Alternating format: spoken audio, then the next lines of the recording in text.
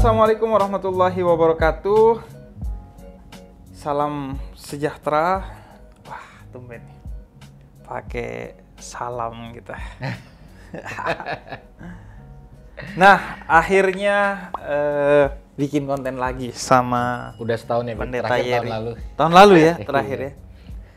Akhirnya bikin konten lagi. Tapi sebenarnya sih Pendeta Yeri termasuk orang yang bantu aku di project Indonesia Rumah Bersama kemarin. Iya. Cuman karena Pendeta Yeri udah sering banget muncul di YouTube aku, akhirnya kemarin bareng Pendeta Tommy agar berbeda gitu. Begitu juga biksunya, karena biasanya biksu Swanshu yang bareng aku, akhirnya aku pakai biksu Dira kemarin untuk ngobrolin tentang Buddha. Nah, kali ini seperti biasa, saya dan Pendeta Yeri itu disambungkan dengan hal-hal yang aneh-aneh aja soal relasi antara Islam dan Protestan khususnya, secara umum Islam dan Kristen lah. Nah, baru-baru ini itu ada sesuatu yang apa ya? Ya sebenarnya sih menarik aja untuk kemudian kita jadikan titik tolak untuk kita bicara sesuatu yang sifatnya isunya, karena kita gak biasa ngobrolin kasus per kasus, tapi setiap ada kasus kita ingin angkat itu sebagai point of view untuk kemudian itu jadi pegangan kita agar kasus-kasus serupa itu kalau bisa tidak terulang. Tapi minimal, karena kita nggak bisa kontrol semua orang nih Bang Yeri, minimal ini jadi point of view bagi banyak orang, sehingga tahu ketika ada hal-hal seperti ini dia tidak akan terganggu, terurai dan tidak akan terganggu toleransinya bagi orang yang karena gini, oknum-oknum tokoh ataupun umat beragama yang aneh-aneh itu akan selalu ada. Dari zaman dulu dan sampai akhir zaman pasti akan selalu ada. Betul. Tinggal kemudian bagaimana kita melihat fenomena itu. Jika kita melihat dengan kacamata yang toleran dan dewasa, ya udah, orang-orang yang berupaya mencari panggung, mencuri perhatian itu gak akan mendapatkan panggung dan mencuri perhatian kita gitu. Betul. Karena kita udah dewasa ya. Betul. Nah, Bang Yeri, ada yang ngobrolin soal ayat-ayat Al-Quran. Banyak banget lagi. Ayat Al-Quran tuh jumlahnya kan 6.600-an. Nah, ini 300 katanya mengajarkan tentang kekerasan. Sehingga kemudian dihapus aja deh. Nah, ada yang ngobrolin begitu. Aku mengawali dari point of view-nya Bang Yeri dulu. Soal hal-hal seperti ini, Bang.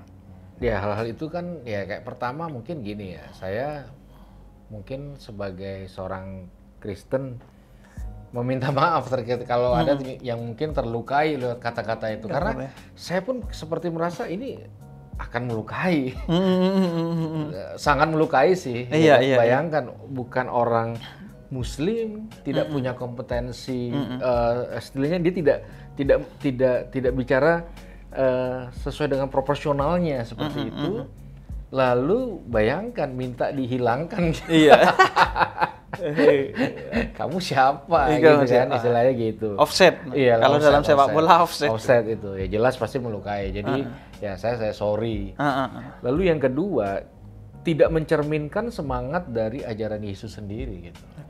Ajaran Yesus tuh salah satunya seperti ini.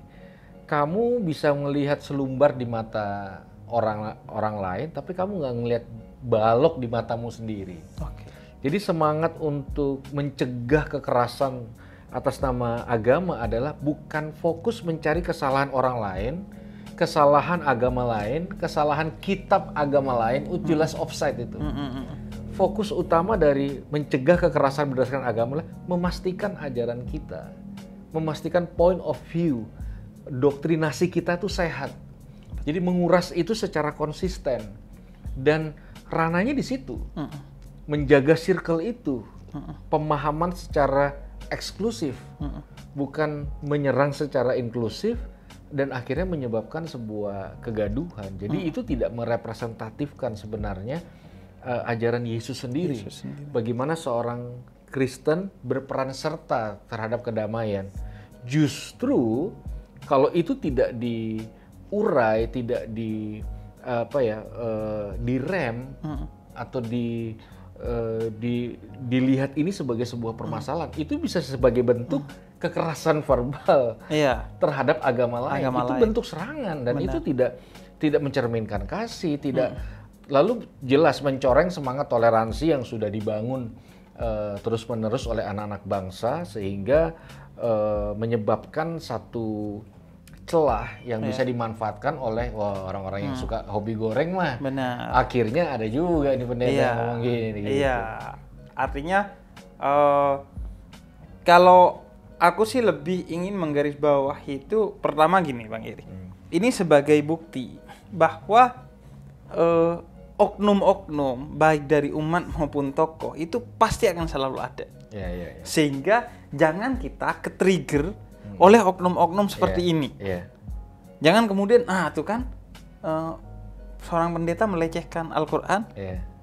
Nah tuh kan seorang tokoh Muslim melecehkan Injil gitu. Kita gak mau terjebak dalam kegaduhan-kegaduhan yang sengaja diprovokasi oleh oknum-oknum yang memang kayaknya itu aja gitu. Itu aja mengulang gitu. Artinya ya sudah, ketika ada hal seperti ini, biarkan kemudian ini masuk ke ranah hukum. Jangan kita ke-trigger. Karena kayaknya orang seperti ini lu pengennya ke-trigger. Pengennya men-trigger kita agar gaduh gitu. Menikmati kegaduhan, kepanikan, kemarahan yang memang sengaja dia mencari itu. Kan. Kalau kita kan justru hati-hati dalam berbicara, apalagi berbicara isu agama, apalagi tentang agama lain. Betul. Nah itu yang pertama sih kalau menurut aku. Terus yang kedua Bang, persis seperti yang disampaikan Bang Yeri sih. Kalau dalam Islam tuh prinsipnya lakum dinukum waliyadin, terkait orang yang beragama lain. Bagimu agamamu, bagiku agamaku gitu. Ya udah, kamu berbeda dengan saya tapi mari kita bersaudara dalam kemanusiaan gitu. Ya udah, kamu dengan agama kamu silakan gitu. Udah saya dengan agama saya gitu. Gak ada yang saling offset satu sama lain gitu. Nah, kemudian yang ketiga itu menariknya dalam Al-Quran itu ada pertama di surat Al-Qasas ayat 49 dan 50. Itu di mana Al-Quran nantang untuk bikin kitab serupa kepada siapapun. Nah, kemudian di surat Al-Hud ayat 13 itu 10 ayat deh karena baru kemudian yang terakhir di suratul Baqarah ayat 23 dan 24 satu ayat deh. Dan ditutup dengan surat Al-Isra ayat 88 bahwa nggak akan bisa kalaupun jin dan manusia itu berkumpul. Ini soal klaim ya, lagi-lagi soal klaim yang kita yakini sebagai seorang Muslim gitu. Yang ini bagi kami soal agama kami gitu, dan bagi orang punya keyakinan juga tentang kitab sucinya secara khusus dan agamanya secara umum. Nah, tapi menariknya di sini Al-Quran itu masih membuka ruang untuk diskusi.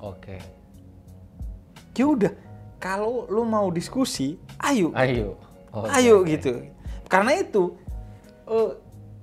soal kayak gini ya, diskusi soal Injil dan Al-Quran itu kan dulu tren Bang Iri ya. Umat Islam mempertanyakan Injil, kemudian orang Kristen mempertanyakan Al-Quran. Pada titik itu menurut saya sih bukan hanya boleh, tapi perlu mungkin dalam poin-poin tertentu. Agar kemudian orang men-challenge imannya, sehingga kemudian dia berdaulat, memilih dan percaya diri dengan imannya gitu.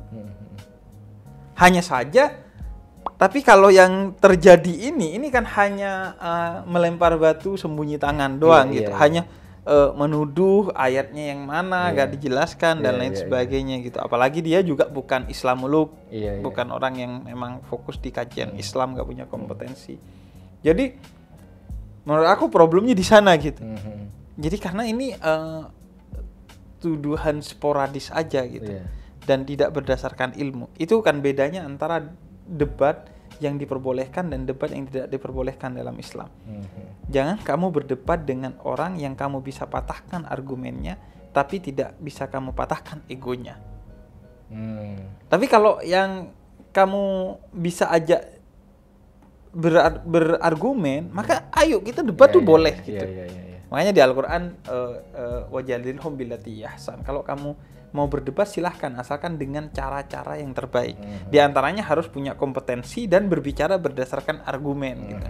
Nah, tapi kalau semacam provokasi-provokasi gitu, akhirnya ya kayak gimana ya? Kita bingung juga. Mau ngapain nih udah gitu. Jelas gaduh sih, pasti gaduh. Karena kan tidak ada counter balik. Lalu penjelasannya cuma sepotong, lalu tidak ada base referensinya.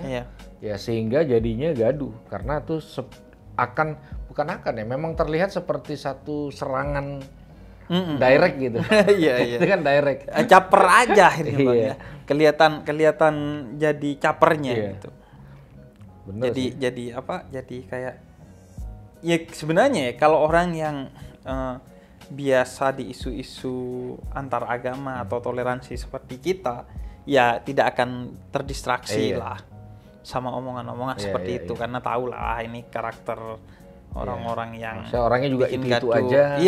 Topik yang dibahas ya itu aja. Momentum kapan ngomongnya juga itu aja gitu ya. Jadi atau mungkin itu omongan sudah lama kemudian dinaikkan lagi sama beberapa orang yang punya kepentingan dengan isu itu.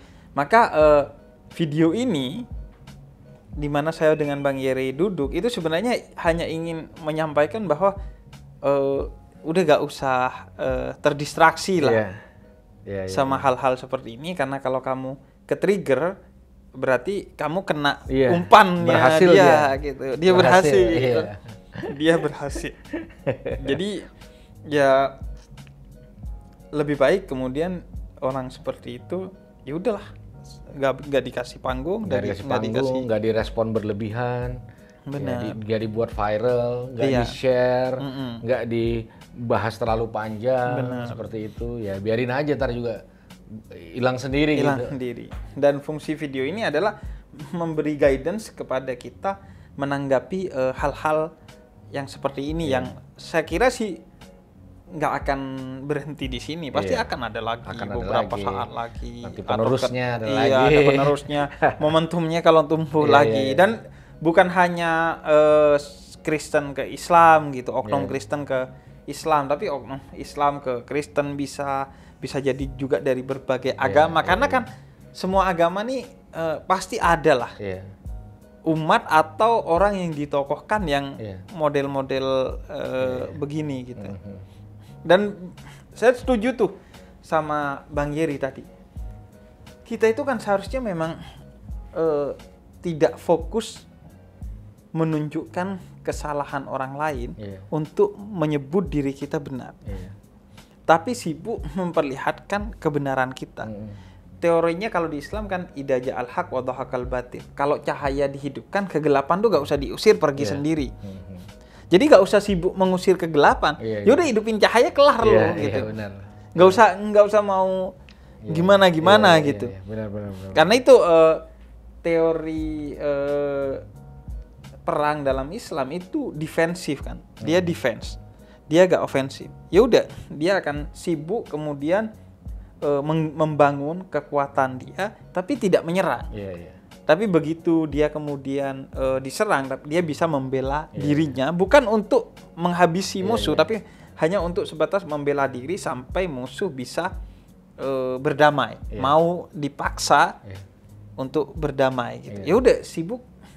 Justru yang bisa melecehkan Al-Quran itu bukan orang luar, tapi kata Nabi, kelakuan umat Islam yang tidak tegak lurus dengan Al-Quran. Orang luar mah sampai kapanpun mah nggak kira bisa itu melecehkan Al-Quran. Sebagaimana juga kan semua kitab suci agama-agama nggak akan terlecehkan, karena kan utamanya kitab itu adalah soal value, soal nilai. Berarti memang satu hal yang sifatnya universal juga, Bib, bahwa ternyata nggak semua statement dari tokoh agama merepresentatifkan kebenaran mutlak. Benar. Kita kayaknya perlu belajar seperti itu di bangsa ini, sehingga kita tidak terprovokasi dengan pengkultusan individu. Benar. Sehingga apapun yang diomongin seakan-akan udah jadi satu kebenaran mutlak, padahal itu melukai orang lain. Tapi kita terbiasa dengan mendefinisi ulang, mengkaji ulang, melebarkan pikiran dan paradigma, sehingga kita senantiasa mendapatkan poin-poin yang sehat, yang baik, yang membangun. Gitu. Benar, iya. Itu satu hal. Tidak mengkultuskan seorang tokoh sehingga seolah-olah semua omongannya benar. Pasti tetap kita harus verifikasi ini omongan ini benar apa enggak. Tapi yang lebih jauh dari itu fenomena sekarang, Bang Iri. Ada orang yang sebenarnya bukan tokoh tapi ditokohkan benar. oleh media sosial yang secara algoritmatik itu berbasis pada popularitas. Yang popularitas itu sendi-sendinya adalah kontroversi, provokasi, sensasi dan lain sebagainya. Justifikasinya centang biru. Iya, atau heboh gitu. Jadi sebenarnya ini orang sebenarnya bukan tokoh. Ada di semua agama nih fenomena gini. Dia bukan tokoh tapi ditokohkan oleh sensasinya, oleh kontroversinya atau oleh popularitasnya. Nah, orang yang dari luar menganggap wah, dia pendeta loh. Atau wah, dia ustadz loh. Padahal ya dia gak tahu apa-apa gitu. Jangankan tentang agama lain, tentang agamanya sendiri aja mungkin dia gak paham. Kayak kata Bang Eri kan, dia gak merepresentasikan kasih Yesus gitu bahkan kan. Jadi akhirnya ya emang caper doang. Gitu. Akhirnya mulai terbiasa. Sebenarnya kan ini tanpa disadari juga kita membangun imun kita dan circle kita, supaya ketika fenomena-fenomena seperti ini muncul tidak ada distract sama sekali. Kita coba gitu ya udah, habis itu lanjut lagi aktivitas kita selanjutnya. Dan sehingga orang-orang yang seperti itu akan berpikir berulang-ulang kali untuk melakukan lagi karena tidak ada prestasinya gitu. Benar. Dan mungkin secara keramaian ini tidak berhasil mengundang keramaian yang besar gitu atau yang berarti. Tapi menurut aku Bang, pentingnya kita ngobrol seperti ini adalah khawatir di satu momentum tertentu, misalnya momentum politik tertentu, hal-hal seperti ini mampu digoreng dan mendistraksi banyak orang. Makanya obrolan kita itu adalah guidance untuk kita di momen-momen lain gitu. Ibarat kata sedia payung sebelum hujan ini kan ya. Karena maka kita berinisiatif ketemu terus membahas lah. Membahas hal-hal seperti ini. Karena pada titik tertentu kadang hal-hal seperti ini laku gitu. Benar. Untuk memprovokasi kita yang goalsnya ada aja gitu, yang semuanya itu basicnya adalah pragmatisme, kepentingan sesaat dan segelintir orang aja gitu. Oke, Bang Iri, terima kasih Bang ya. Sama-sama. Udah ngobrol-ngobrol lagi. Nanti kita kayaknya perlu ngobrol-ngobrol yang di luar kegaduhan. Kita ngobrol mah gaduh-gaduh mulu kalau ada kegaduhan mulu. Tapi ya paling tidak ini jadi pegangan lah bagi kita menghadapi dunia media sosial yang antah berantah. Yang hampir setiap hari ada kegaduhan gitu. Dan gini, iman itu kan sebenarnya soal jalan sunyi menuju Tuhan. Maka kalau kita terus terdistraksi, teralihkan pada hal-hal yang seperti ini, maka kita tidak akan sampai kepada Tuhan. Betul. Jadi orang yang fokus kepada jalan Tuhan, maka dia nggak akan ke-trigger nih kepada hal-hal seperti ini. Dia hanya mengatakan bahwa ya saya nggak gitu, udah kelar. Kayak kata Imam Syafi'i, fadhanna anni ayitu anil jawabi fama ayitu. Orang yang menuduh ini dan itu pasti mengira ketika kita diem, wah gak bisa jawab. Maka kata Imam Hanafi, katakan kepada dirimu sendiri, bukan kepada orang itu, bahwa nggak, gua bisa sih jawab, cuma gua mau fokus sama jalan yang sedang gua bangun gitu. Itu jadi yaudah kita fokus kepada jalan yang kita bangun.